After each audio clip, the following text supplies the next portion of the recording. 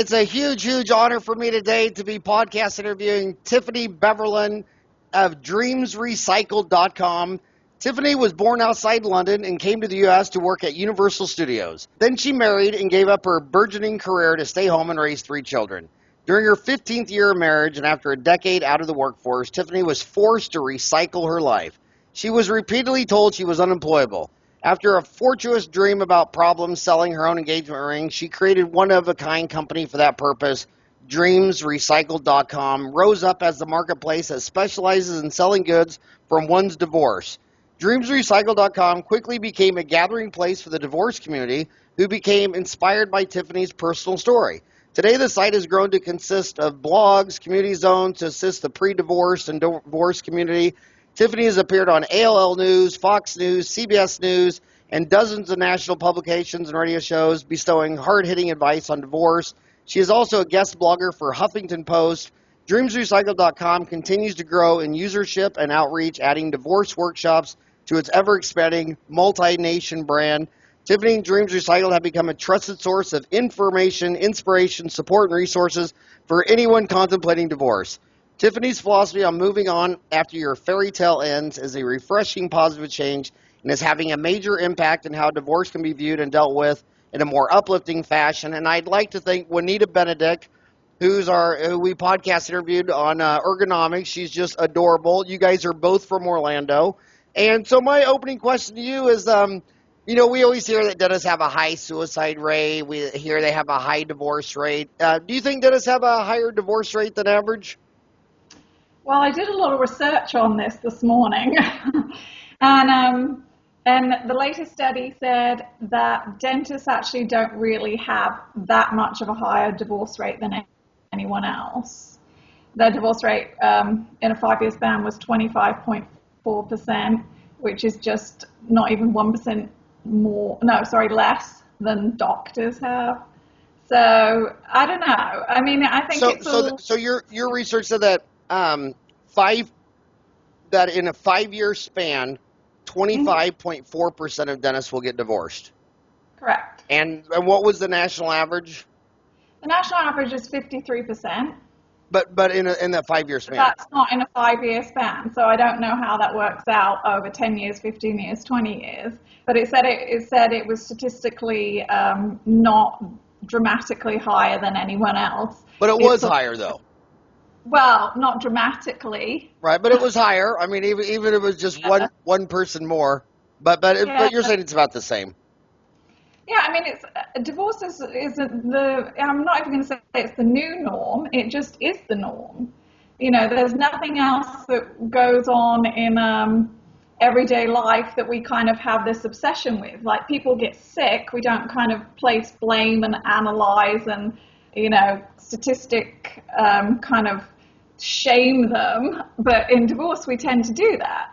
And so we are all about just explaining to people that divorce is the new norm, and whether you think it's going to happen or not, you should always go through life with a plan B, that maybe this is not forever, because in life a lot of things are not forever, whether it's your career, whether it's your health, whether it's your relationships, whether it's your marriage, whatever it is, life is ever changing.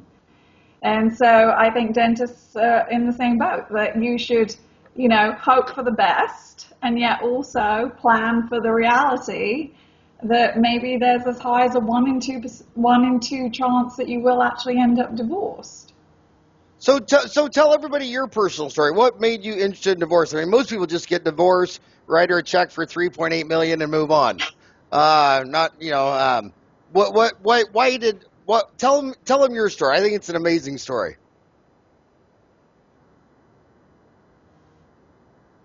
Well, my story is not, that different than a lot of people. The American judicial system and the family law system doesn't have kind of a set standard of what happens and what doesn't happen. And so every case is a case by case. And unfortunately, many times in America, he who has the most money wins. Oh, you're kidding me. That's news to all the listeners. The dentists are all screaming in their car right now. Are you serious? The person with the most money has to write the check? Continue. But But so I was in a situation where I gave up my career because, we do that. I have 3 children. And at the time, it seemed like the best kind of division of labor that my ex-husband would work and I would raise the children. And I didn't really ever think about, okay, how will this end? And then when I was faced with divorce, I very quickly realized that if you do not work for a decade or more, that the corporate America does not welcome you back to the working world with open arms. Basically, they will tell you that you are unemployable. And so divorce has for women, it has one set of factors that work not in our favor. And then for men, it has another set of factors that work not in their favor. And so we went through the family court system. My ex is and was self-employed. I had no money. And that's kind of the beginning of my story. I was forced to recycle my life. I wasn't forced to start my own company, but it was something I did because I believed in it. I believed that there was not enough resources out there for the general public on divorce, and there were certainly no resources like mine that were inspirational and uplifting and positive. And that's kind of how it all started. So then, what is Dreams Recycled? Your first problem was selling your wedding ring or engagement ring, or? Yeah, so in my own real life, I had trouble selling my own wedding ring. We are under this ridiculous kind of myth that our diamonds are worth all this money. When we go through divorce court, it's, allocated to you as it has this value and it was a gift and whatever. And I guess a lot of women often think, well, worst case scenario, I can sell my ring, which is what happened to me. And then you very quickly realize that your ring, the minute you buy it, loses about 80% of its value from retail to resale. Really? 80% loss of value? Correct. That reminds me, one time I bought this girl a present. I brought her some lingerie, and she said, Howard, you didn't buy this for me. You bought it for you. And I said, well, if you want to get technical about it, I actually had bought it for my ex-wife. Ooh. That's a good story. I'm just kidding. That's a joke. So your diamond wedding ring, which no man gets, loses 80% of its value. Yeah, statistically, if you try and resell it to a jeweler, they will offer you between 20 and 25% of its retail value. And if you sell it to a pawn shop, they will offer you between 10 to 18% of its retail value. And it's a great reminder, never let your money get too far from cash. A lot of dentists will see something and it's really valuable to them, and whether it be an antique car or it'll be something, and then when they want to turn that back into cash, they realize just what you say. It's a long way to get a lot of stuff back from cash. Now, buying land is a classic example. Land might be a great investment, but when you go to sell it, I can sell my stocks and bonds in a minute. But some of these land parcels you own might be illiquid for years. Yeah. No, and it's a complete myth. I mean, the engagement ring is the insurance policy is complete nonsense. So that's how I literally dreamt that I could not sell my ring. And I was so frustrated in my dream that I couldn't sell it. I was like, okay, screw that. I'll sell my ring and everyone else's ring on a website. And that's how it started. I woke up and I thought, actually, that's not a bad idea. There must be a million me's. And then I found out statistically there's actually 1.2 million me's a year. So 1.2 million divorced women a year in the United States, or? Yep, in the United States. So 1.2 million. Yeah, 2.4 million people a year get divorced because they're a couple. And that's one divorce every 13 seconds. A divorce every 13 seconds. Yes. And you know why divorce is so expensive? Because it's so worth it. Yeah. It's the ultimate luxury item. No, I'm just kidding. So, let's talk. So what do my homies, what do they find at dreamsrecycled.com if they went to your website? The website is kind of a one-stop divorce shop. So I'm a big practical person. I believe in, positive daily action and actually doing something practical in the process. So firstly, we have the marketplace where you can sell off all your items from your divorces. You cannot sell your ex-spouse, because we have had people try to. We do not sell humans. We only sell diamonds, dresses, wedding china, golf clubs. I mean, any kind of present you got from your ex, you don't need to keep it. And your new, as you said, your new girlfriend, boyfriend, significant other most certainly does not want you to keep it. So we sell off all the items from people's divorces, and we advocate that you take that money and you use it to follow your new dreams, make new memories, have new goals, do something fun with it that you remember as a positive memory from it. And then we have 40 expert bloggers who blog about everything divorce, from lawyers, financial planners, therapists, sex therapists, you name it, we have it. And we have chat rooms where people can connect. And we also have a divorce directory where people going through a divorce can look for secondary services that we partner with and believe that will do a pretty good job for them. What's a secondary service for divorce? A secondary service is everything from a divorce lawyer, a financial planner, a plastic surgeon, a dermatologist, an insurance broker, realtor, therapist, sex therapist, life coach, counselor, career advisor. I think that's about it. When I got divorced, I went to a plastic surgeon, and I decided after the consultation I just got 2 cats. And I've never been happier. It's so much easier. And so let's talk about all your expert bloggers. So, dentists think about prevention. We don't want to do a root canal on you. We don't want to pull your teeth. We'd like to prevent a cavity, teach you to brush twice a day, floss. So from all your experts and focusing on this and all your bloggers, you're talking podcasters are young. They're all under 30 listening, probably 99%. What advice would you give them to hold their marriage together to prevent this tragedy? What would you tell them first, preventive side that you've picked up? Well, I write some blogs on bulletproofing your marriage, or basically divorce-proofing your marriage. Marriage is obviously a very complicated thing, and it starts from the beginning. You set the ground rules when you get into a relationship. You set the ground rules from the time you date them, from the first date through the third date, fourth date, engagement, whatever, on what your expectations are, what you're willing to compromise, what you're not willing to compromise. And I think this is where marriages actually begin to go wrong before they've even started. People get married for all the wrong reasons. I speak to thousands of divorcees, and I always ask them the same question.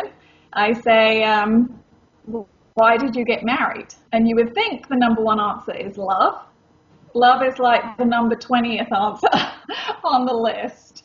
So right away, people are getting married for the wrong reasons. The reasons they get married often is because everybody else is. This is not a reason. This is like lemmings jumping off a cliff. If you were in a college class or all your other 25-year-old friends have got married and you haven't, this is not a reason to get married. It's not a reason to get married if your cousins, brothers, sisters got married.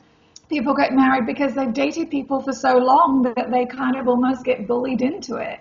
They're like, their family wants us to, my family wants us to, everyone says we're so great together, she wants to, I don't know how to get out of it, so I just went along with it. This is also not a reason to get married. People get married for lust, not a good reason to get married. They say the sex was great, but we really couldn't get along that well, but I thought we could figure it out. No, if it's not right before you put a ring on it, it will not be right after you put a ring on it. In fact, it only, most of the time, exaggerates the problems.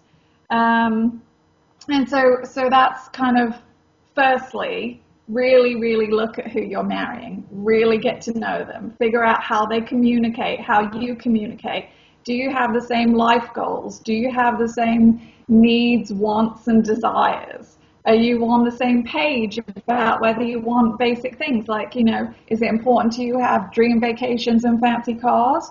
Or are you more interested in quality time and, going to a farmer's market? Whatever it is, if you're not on the same page at the beginning, you're not going to be on the same page during your marriage.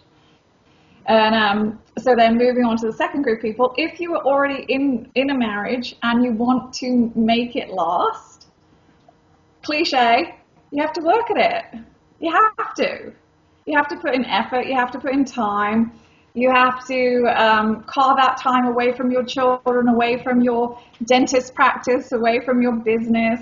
You have to remind each other every day or every week or whatever why you fell in love with each other and what it was about you. So, I talked to a lot of people, and one of the things I remember vividly was a man told me once, he said, I knew my marriage was over the day she stopped laughing at my jokes, right? Because once you've lost that, it's almost impossible to get back without even more work. So you have to make sure you're putting in daily positive action. You are complimenting each other. You're telling each other, Howard, your bow tie looks fabulous on you. You're looking very handsome today, right? Like, you have to put in effort, because unfortunately in life, dentists is one of the people actually that I was reading this morning about, because you're in often it's a male dentist and you have all female staff. And the rule in life and in marriage is if you're not being paid attention to by your spouse, somebody else will be paying attention to your spouse, right? Which is how affairs start, that's how cheating starts, that's how people fall out of love and in love with other people. That all ends in divorce. So you just really, really need to put daily positive work into your marriage. Yeah, that's why I hate it when my boys stop by the house and spend the night with me, because my two cats, that's the only night they don't sleep in my bed. They never sleep in my bed. If any of my other boys come home, they go sleep in their bed. They have no loyalty. Oh, how funny. So now let's go to the next gear. They're listening to you right now, and they're just saying this is a huge disaster. This is not working. This is just they've made the decision. I need to get out. What advice do you give to them? What does dreamrecycled.com? What's next? Okay, the first thing we advocate for everyone, men and women, whatever you are, after you've made the decision, but before you've told your spouse. Unfortunately, we live in the real world. You need to get all your ducks in a row. You need to have some kind of plan, because never does something implode so quickly than someone blindsiding somebody else with a divorce. So you need to make sure you have some kind of goal, some kind of career goal, some kind of financial plan, how this will work and how you will separate, that you have taken all your financial records and made copies of everything, because you would be surprised how many things go missing once somebody says that they want a divorce, right? And what we see, not sorry to interrupt, but in dentistry, what really blindside a lot of dentists is their wife works with them in the office and is the office manager, or she doesn't work in the office, but she does all the bills. And it turns out for like a year and a half, every single month, she's been moving $4,000, $5,000, $6,000 to the Cayman Islands. I've heard it to Sydney, Australia, other countries. And by the time the divorce has happened, he doesn't realize that he's been embezzled, six figures for years. Yeah, I mean, you during a marriage, if you want a healthy marriage, you should always have financial transparency, clearly. You should not go through life like I did, being a stay-at-home mom and having no access to any bank accounts. That's a horrible, horrible mistake. So it works both ways. I mean, you in a marriage, trust is the number one thing. And once you lose it, people will do crazy, horrible things to each other. So as I said, when you've made the decision to get divorced, you really need to have a practical plan how this will play out. And you have to unfortunately plan for the worst case scenarios. You're going to have to plan that what would happen if I came home one day and he or she had wiped out the bank accounts? How are you going to live? Do you have, a decent kind of financial plan on who's going to live where? How's that going to work? How is your both your work schedules or your one work schedule or not going to play out with the children? Where are the children going to be? What school will they go to? Are we moving away? It isn't something that you just kind of do on a whim or say on a whim, because that's kind of like opening Pandora's box of all the horrible things that could all happen often will start to happen. Yeah, So, it's funny you said that because when you just said Pandora's box, when they came out with that music online service, yeah. Pandora, Mhm. I still to this day I can't figure out the connection. I mean, you open up the Pandora's box and all this evil, crazy stuff comes out, and you're naming a music station that box. I never really understood that. They can at least tell us what the last song that came out of the Pandora box is. The other thing I want to back up is what I don't understand with young dentists is we're in a lot of dental schools a year, and these two dentists, and they're all hot and in love and all this stuff, and they want to get married. And I don't understand why, if I love you, and I totally love you, why do we need a lawyer involved? I mean, I get it if you're going to have a kid, but until you decide to drop a frog, I mean, like even with my own son, like Ryan. I mean, what if I just come home to Ryan and say, Ryan, from now on, if you still want to be my son, I'm going to need to marry you with this legal contract. And if you ever decide not to be my good son, all I just don't understand how the government. I mean, all these dentists talk about they want less government, they want less taxes, they want regulation, and the first thing they do is when they find a lover is they run to the government and go get married. I mean, if there's 27% of baby boomers did not have children, so why did they get married? And right now they're saying millennials and Generation Xers, it's going to be over a third of them won't have children. It's like, and I also think that when you're dating someone, you have to earn a date. But when you Mhm. marry him and lock him up with a legal contract, now you're my date. And, I mean, I just don't understand the whole lawyer thing. Sometimes I have sat there and thought, if you never had a children, your marriage shouldn't even be registered with the state. I mean, and Well, I kind of agree with you in a certain way. I mean, Europe, we have lower marriage statistics, but yet our divorce rates are the same. say that again. It's just, You have I don't lower. know. I mean, Say that again. I didn't understand. Yeah, in Europe, we you have have. lower marriage rates, but then of the people who get married, the divorce statistics are still the same. But fewer people actually get married. More people have children out of wedlock. More people cohabit, whatever it's called, and Cohabitate. yeah, Well, actually, in and America, that's called living in sin. Just to be. so My two yeah, oldest more sisters are people in nuts. Europe. They refer to that as living in sin. Yeah, we have partners. Yeah.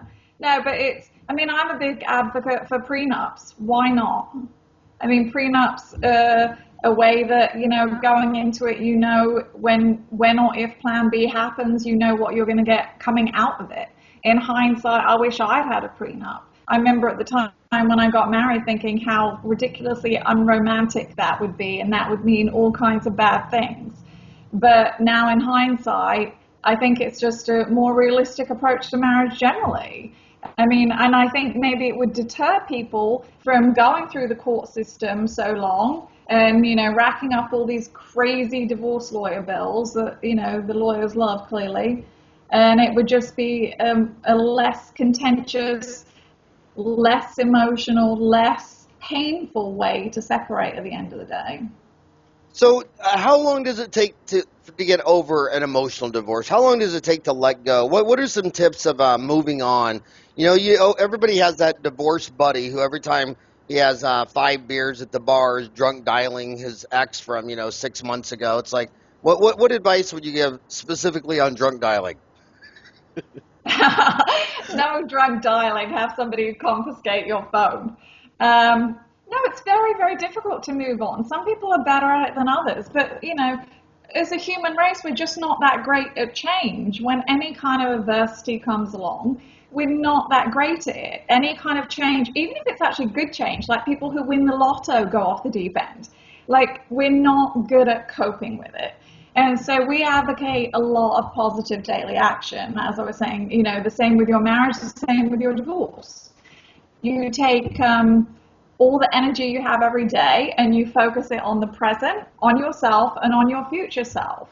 And by taking those actions, whether it's setting new goals, starting a new business, getting fit, having some kind of mind or body transformation, working hard, throwing yourself into your career, focusing all on your children. That's great, but you don't focus on your ex, because every kind of piece of energy you give to holding on to the anger, the unforgiveness, the sadness, the grief, the hurt will just kind of keep you locked in that place. And it's a hard place to get out of if you get into that rut that every day you wake up and you're obsessing about your ex and you're looking online and you're, checking their social media and you're texting them to try and press their buttons and whatever. I mean, there's a lot of energy put on causing destruction to your exes. So if you took all that energy and you harnessed it for good, think of what you can do with it. My business and my company is case in point.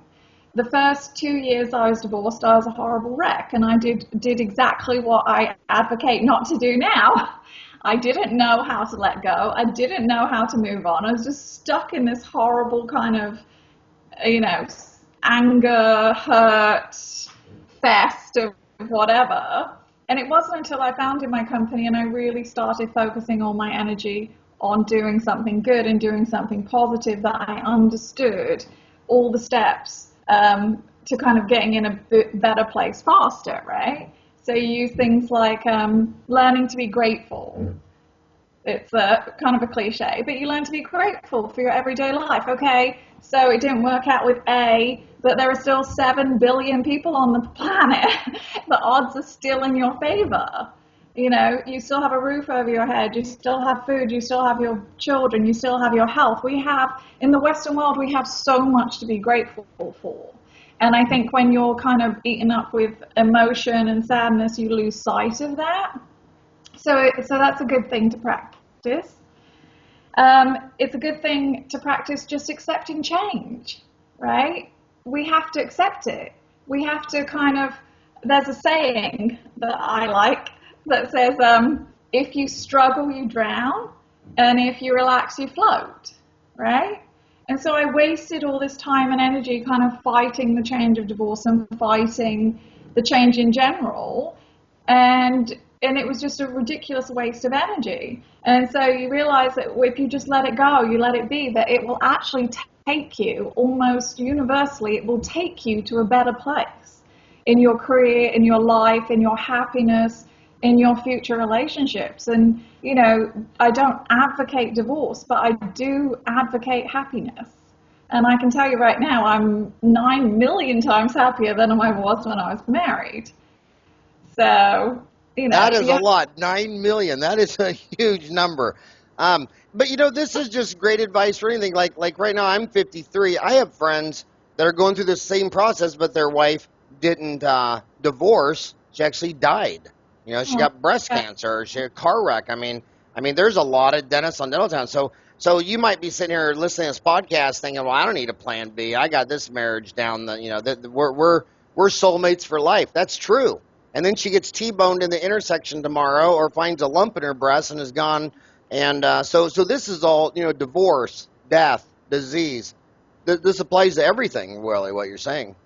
No, it applies to any kind of adversity. And we actually have a lot of people that come to our website and read on our blogs, people who, like you said, have, somebody's got sick, somebody's become unemployed, people who middle management and get kind of laid off and can't get a job and are forced to recycle their life.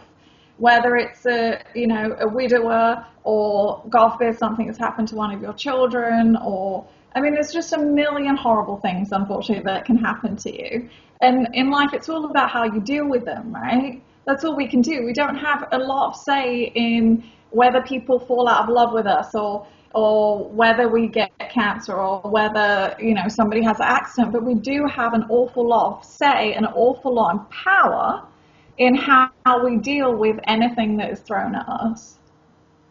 Yeah, there's, dentists, a lot of times dentists always talk about, that they have a higher suicide rate. Now, after the war in Afghanistan and Iraq, with 20 U.S. soldiers a day committing suicide, another study saying 22 a day, when I hear a dentist say that dentists have the highest suicide rate, you just want to choke them. Nobody is close to the American soldier. They're just at a whole nother league. But I usually hear of about 3 or 4 a year just in my city of Phoenix, Arizona metro. But a lot of times people are thinking it's something dental related, and a lot of them are marriage related. Their lover left them and they checked out. Um, Well, statistically, divorce supposedly is the number one cause of murder and suicide in America, which is a horrible statistic, or at least it's a factor in them. And so, you look at the military and you look at returning soldiers, and their divorce rates are astronomical, because it's very, very hard to hold a marriage together when one of you is deployed or away for that long, and then they come back and they're dealing with their physical issues or emotional issues or not being able to re-enter the workforce, and the wife is left here with the kids and she's alone. And it's a very, very sad state of affairs that people get to the place of this hopelessness and this despair. And I talk to a lot of people on my website, and some of them are actually, unfortunately, are in that situation where they really are hopeless. And I just want to say about that, there are a lot of good resources out there. Never be ashamed to ask for help. Never be ashamed to, call one of the many, many help hotlines, the suicide hotlines. There's help for everyone out there, and you can never, ever allow yourself kind of get to that place of hopelessness, because you're not the only one. There's millions of people who feel bad at a certain point in their life. But there's there is help that you can get, and you can go on to bigger, better things and happiness again. But just make sure that you ask for help. and it's so, we're such, just an animal. We're like a dog or a cat. I mean, people think they're so spiritual, and they're all like a unicorn riding a tooth fairy. FDA just gave permission. When social animals interact, it makes each other secrete oxytocin. And sure enough, pharmaceuticals made the oxytocin, and they've shown that when you're separated because of death or divorce, and you're not getting that oxytocin fix, that if you start taking oxytocin every day, it relieves the missing empty feeling, whatever. And so a lot of this is just actual biology 101. Well, it is biology, and I actually read a study the other day. They were showing scans of people's brains. Some of them were being the withdrawal from heroin addiction and the withdrawal from love. Because love addiction is a very, very kind of misunderstood thing, but it's a very real thing. And their brains were almost identical. There was just as much damage caused to your brain and the parts of it, whatever, that there was from drug addiction withdrawal. So it's not something that we take lightly, but we do say that there's always hope. And if you come to our website or you reach out for help, you will be validated, and you will understand that everything you feel and everything you're going through is very, very normal. And you will come out on the other end, and you will go on to bigger, better things, and you will find a happier ever after. But it's just going to take some work to get there, and like everything else in life, time, right? Time is a great healer. So where did you get the name Dreams Recycled? I literally dreamt it. It was in my dream. I dreamt it. I said, I'll put this on a website called dreamsrecycled.com, and I woke up the next day and I looked on GoDaddy and it was $9.99, and I thought, wow, that must be a sign. So I bought it, and that's kind of how it started. Now, was your divorce harder because you lived in London and now you're in a different country, whereas if you lived in London, your mom and dad and family would be around the corner? Was that harder for you? Since I read that only 1% of the 7 billion Earthlings today live in a country they weren't born in. So most people all live in the country they were born in, and you got divorced in a foreign country. Was that harder, do you think, for you? More isolationist? Yes. Of course. I mean, I think it was hard, it's hard to be a stay-at-home mom and raise your 3 children by yourself and not really, have a really good support system. And then, well, I do, but, they're all over the place. And then going through my divorce, I think it was harder. But I think also I had, we are, people who come to America, we don't understand, but we come to America, we feel very, very fortunate to come here. America's the land of, great things and big dreams, right? It's been very good to me in Dreams Recycled, and I love it here. But it also kind of clouds your judgment a little bit. So when I went through my divorce, I had no idea that there was even like an ounce of possibility that I could get screwed over in my divorce. I thought it was, the land of Superman and justice and good versus evil, and good will always win.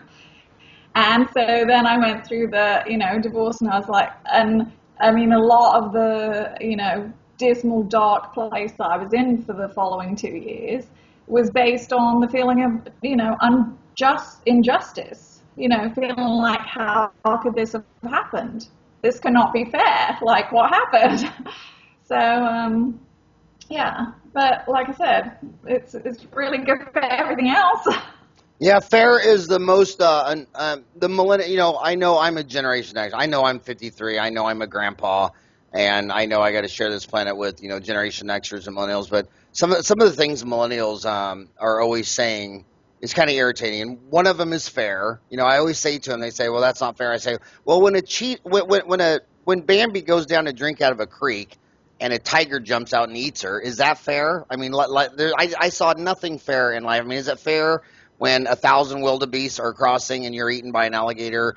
You see it with disease, your buddy, he gets prostate cancer and he's saying, why me? Why me? I'm healthier than you. And it's like, well, that's not how disease works.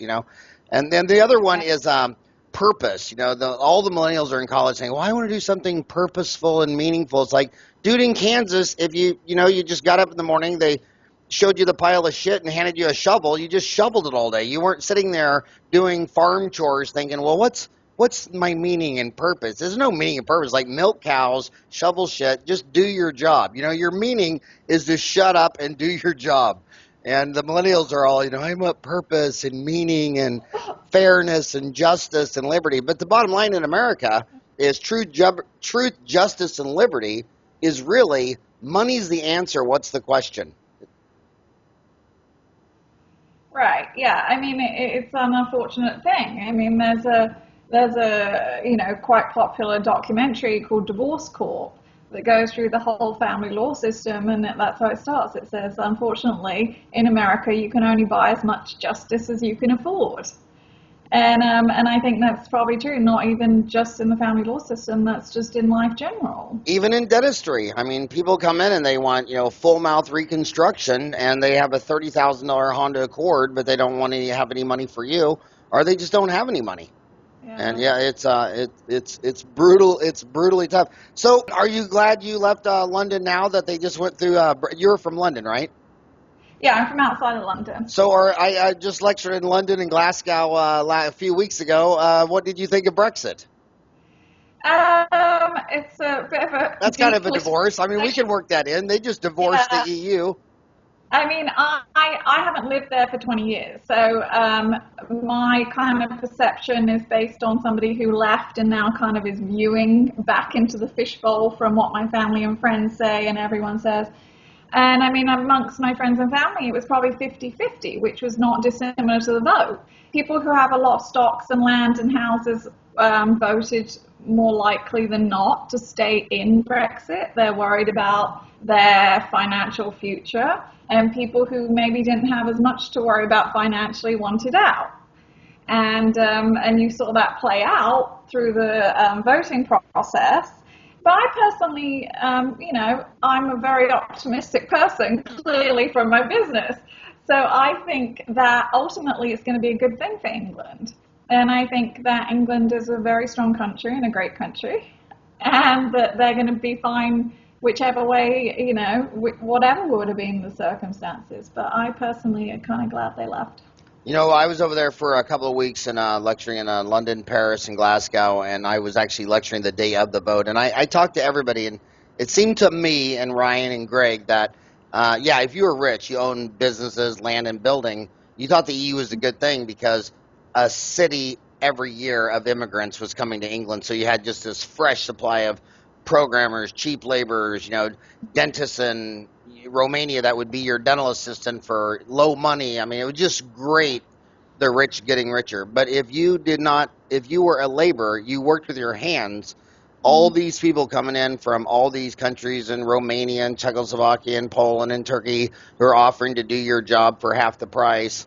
And they were, so it just depends on where you were on the economic spectrum. But I thought it was good advice for most countries that you can take in immigration, but it needs to be slow and steady. But when there's just too many big waves of too many hungry people coming in willing to do any job for half the price, it definitely causes instability. So what else are they going to find on dreamrecycled.com? Well, on Dreams Recycled, like an awful lot of positivity, an awful lot of practicality. We really, really kind of have an overall philosophy that's a little bit different than everyone else's out there. Like I said at the beginning, we really kind of feel like divorce is just kind of a fact of life, like everything else. It may happen to you, it may not. So you may as well handle it the best you can. And as we said, you can't control how other people act during your divorce. You can't almost, unless you have money, determine the outcome of your divorce.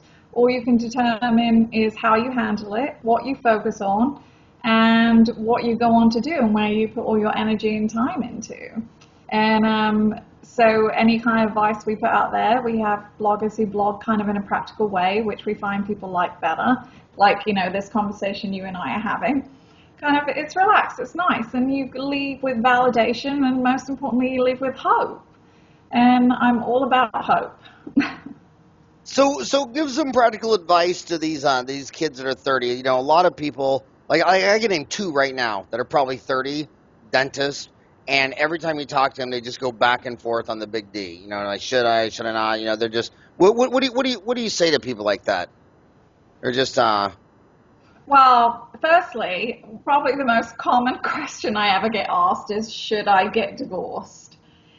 And at the beginning, well, I still never answer it because it's not for me to judge. I cannot tell from an hour conversation if you should divorce somebody or not should divorce somebody. This is not for me to determine, clearly. But I will say this. You only get one life. We only have a set amount of years, and sometimes we don't even know how short that may be. We're all thinking it's going to be, 77, 87, but the reality is it could be an awful lot less. And if you wake up every day and you are not happy and you feel miserable, then firstly you should clearly work on trying to save your marriage. You go to counseling, you go to therapists, whatever. And if you've exhausted every kind of outcome from that and still come to the place that you really think that you can't be happy, then why are you there? Because in fact, a Harvard study in the last few weeks studies can prove anything, but they just came to the conclusion that the whole myth about children are happier if you stay together is false. A child has an awful lot of kind of sensory perception. They pick up a lot more than we think they do. And you can say things to children, but basically what you're teaching them is when you model things to children.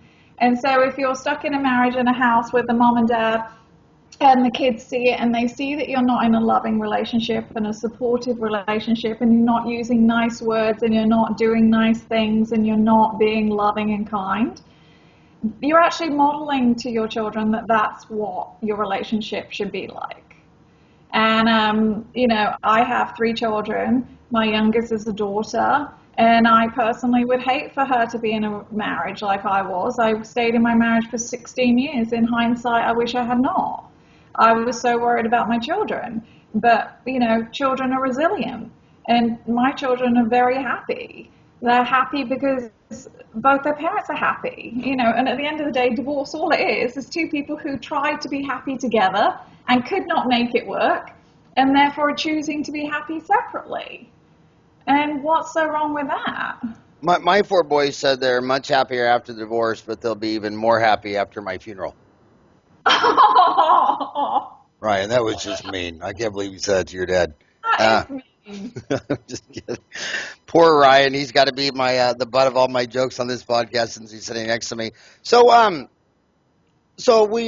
only got you for 15 minutes left. So now you're talking to someone in the darkness. They're going through this and they're scared, the unknown. They got to live alone. They got to unwind this whole thing. Be more specific. She or he's in a dark place, miserable, sad, crying, depressed. What's next? Okay, that's where I was. I spent about 8 months in bed. It was not my.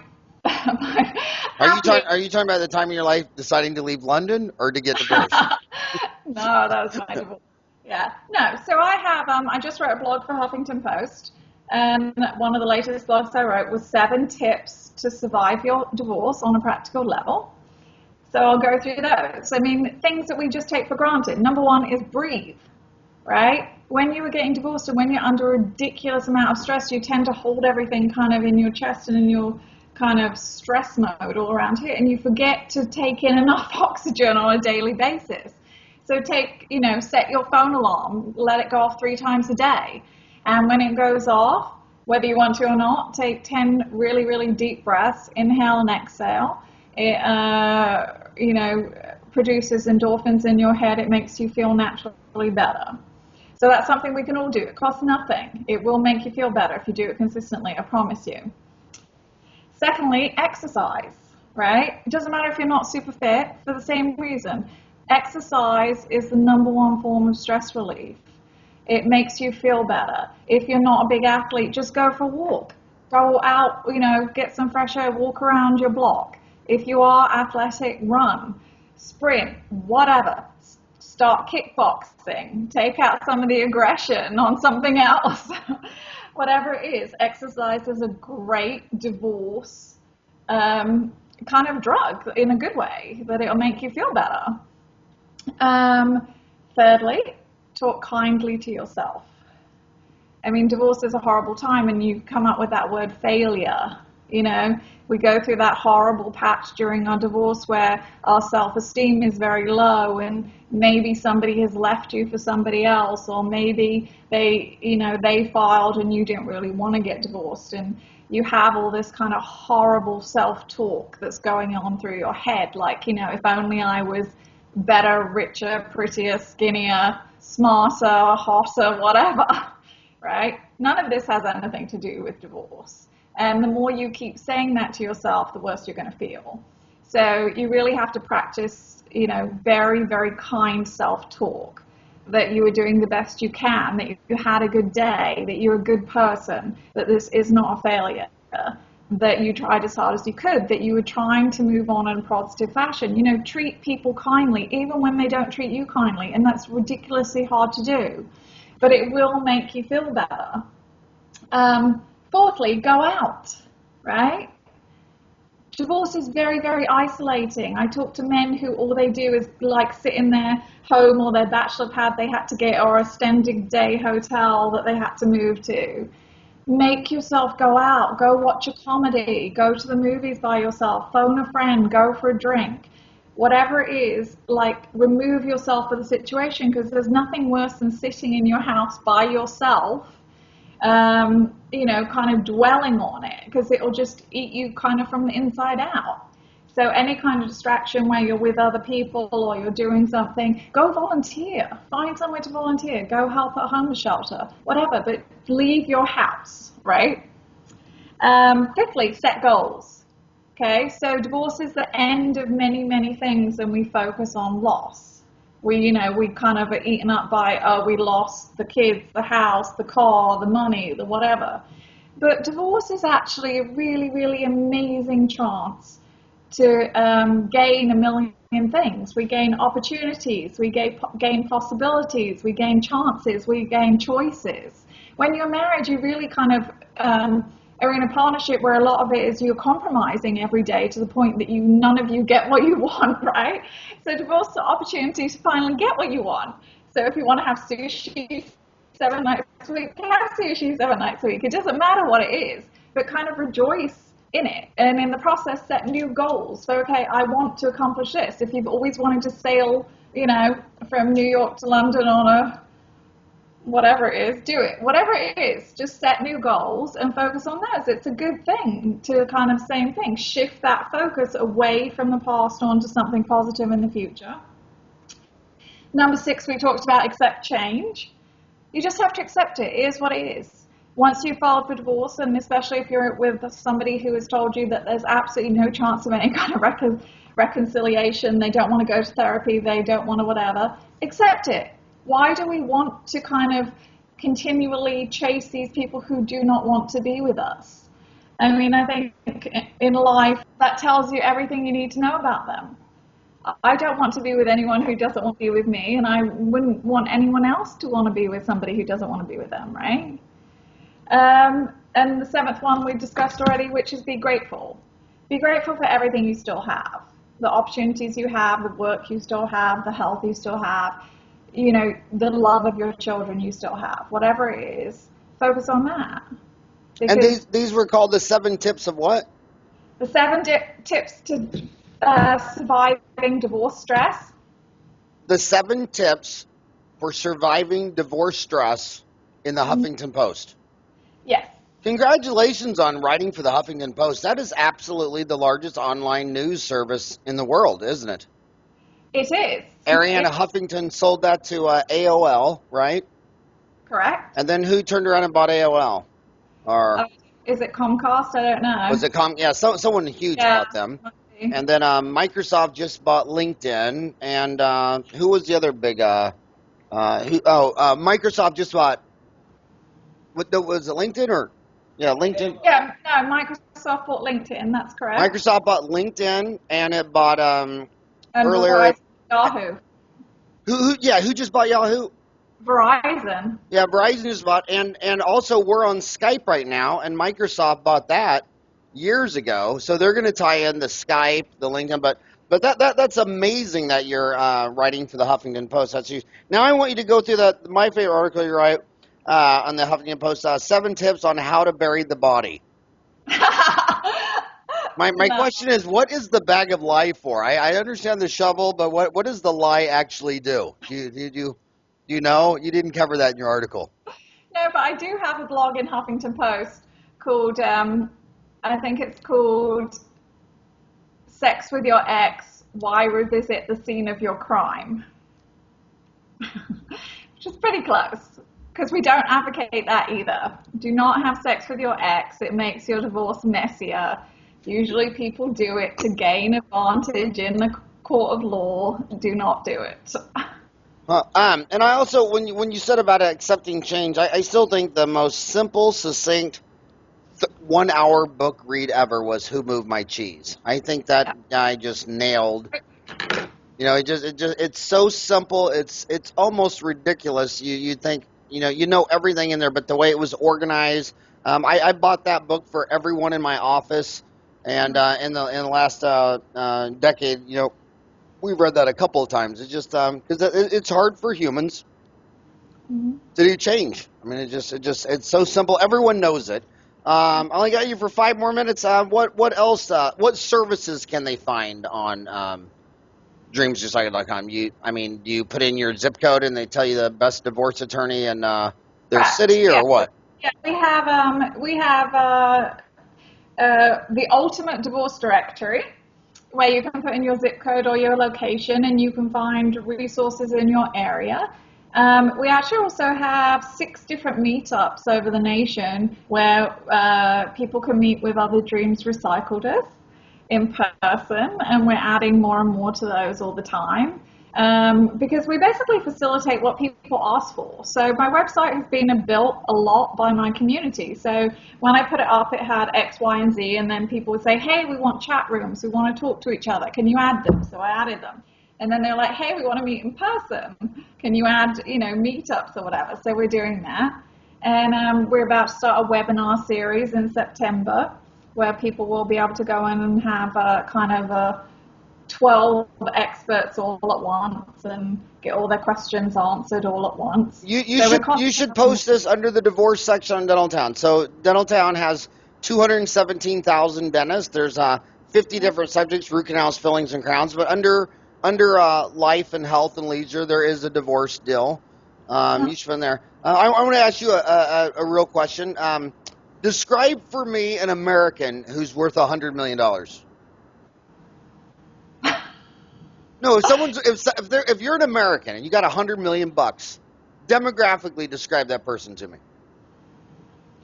Well, I would think they would have a high IQ. You would hope that they've been successful, although there's probably a lot of them that inherited it, which maybe do not have such a high IQ. But if they're self-made with $100 million, you would hope that they have a high IQ and that they did something positive for the world to make that kind of money. Some kind of tech company. Boy, girl, age, tell me that. Boy, girl, age, tell me that. I'm going to say boy, but I'm going to say hopefully more and more girls. So this was so basically what happens is their industrialist husband who works 100 hours a week for 40 years dies of a heart attack at 65. The widow sells the business and puts it in a bond fund, and now she's 85 years old, and it's just the power of cumulative interest. And most people that are worth $100 million in the United States are 80-year-old widow women. And that's the website I want to join. I want to marry me an 85-year-old widow chick worth $100 million, and I will be the best husband in the world for I was gonna say, however few years it takes. don't you need to go to Manhattan or the Hamptons or something? There must be a website for that. Well, you know why you say New York? Because when the Europeans came here, there were 20 million American Indians, but they landed on Plymouth Rock. So to this day, I mean, 500 years later, 2/3 of all Americans live within 500 miles of Plymouth Rock. And when you do, so of course, so when people say, most of them are in New York, well, yeah, they landed in Boston. I mean, Boston, New York, that's all the density. When you fly out of New York to Phoenix, when you leave New York, you'd see nonstop lights for almost an hour of the flight. But the last 2 hours, I mean, once you go over Kansas, there's just nothing for hours all the way to, only 1 in 4 Americans live west of the Mississippi River. And 2 out of 3 live within 500 miles of Plymouth Rock. What's that? No, I was just going to say, doing marketing where we're looking for advertisers and directory listings for the whole of America, you realize how ridiculously huge this country is. Yeah, it's 3.6 million square miles.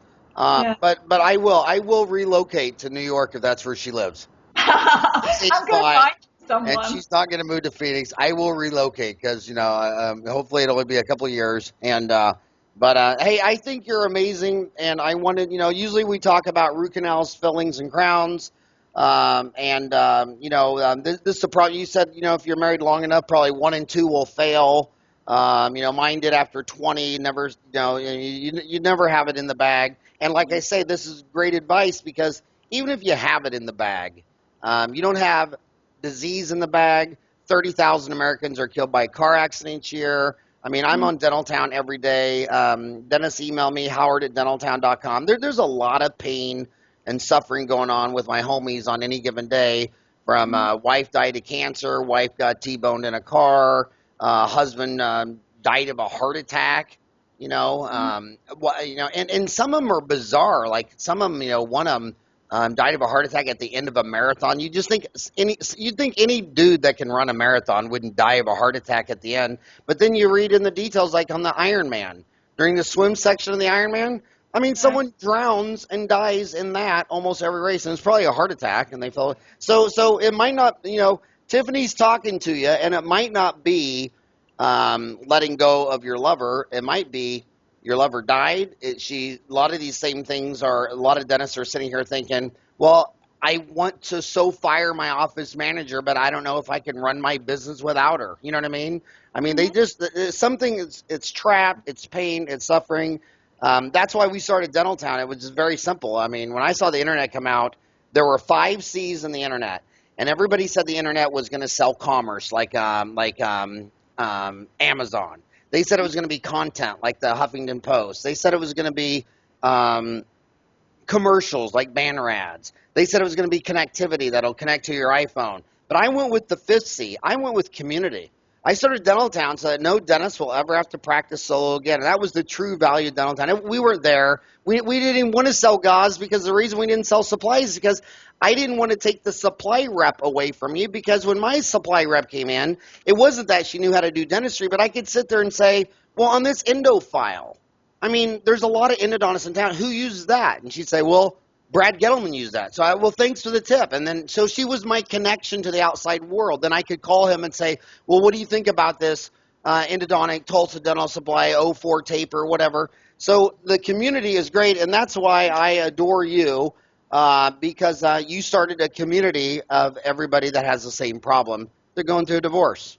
And I think this was a good podcast, even if you aren't going through a divorce, because your husband could fall over dead of a heart attack tomorrow.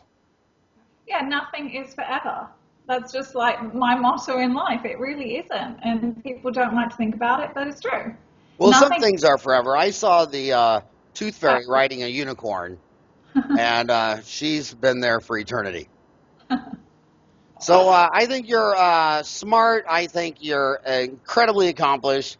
I think what you've done is terribly amazing. So necessity. I've seen dentists kill themselves over this issue many, many a times. And I just want to thank you, Tiffany, for sharing an hour of your expertise with me and my homies today. No, thank you. It's been a pleasure, and I wish you luck with Dental Town. It's a great community also, so well done with that. Well, thanks. I hope you join and tell Juanita Benedict that thank you so much for the introduction. And if you have an idea for someone that you want me to podcast interview, send me an email, howard@dentaltown.com, or my son, Ryan, at dentaltown.com. And thank you very much. Thank you.